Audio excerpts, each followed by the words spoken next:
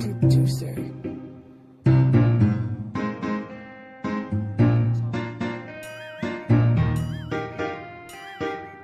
Là cô gái hay mộng mơ, xinh đẹp như dáng trần, người đã khiến tôi thẫn thờ. cho ngày qua tôi thẫn thờ, Cho tôi nhung nhớ bao nhiêu, muốn nói với em bao điều rằng tôi đã thương em nhiều. yêu em từ lâu em biết Chẳng giống mấy cô người mẫu, em đẹp xinh cô gái Việt, chẳng son phấn tô sáng màu. em giản dị theo cách riêng, Chỉ cao 1m52 nhưng sao đáng yêu, dịu dàng đôi môi thắm duyên nụ cười. xanh mừng mà từng đêm nhớ mong. Thôi thì là duyên, nếu người thuận thì tôi xa, hứa chuyện mẹ cha xin đừng nên vợ chồng.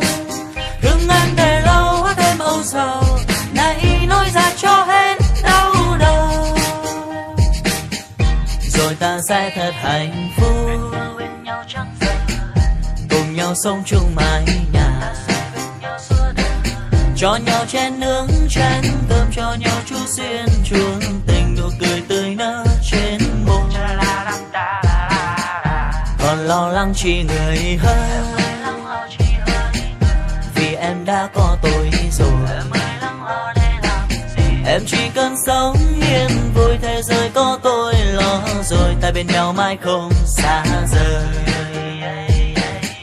Thôi thì là duyên, nếu người thuận thì tôi xa, hứa chuyện mẹ cha xin đừng nên vợ chồng.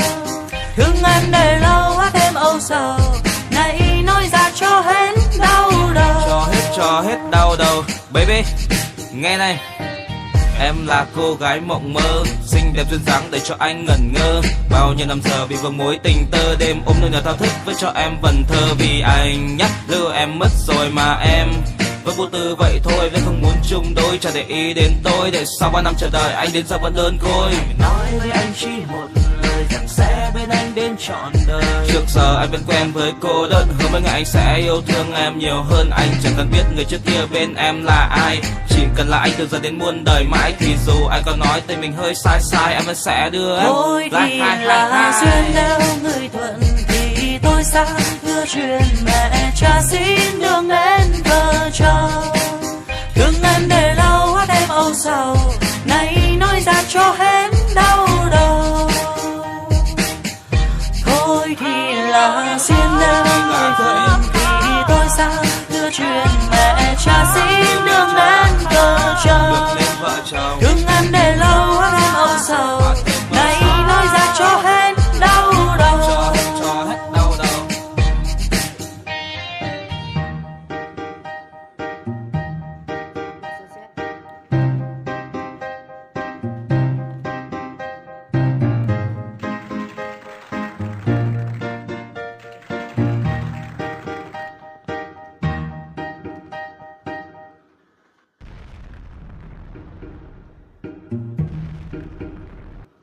Danny EP, the producer.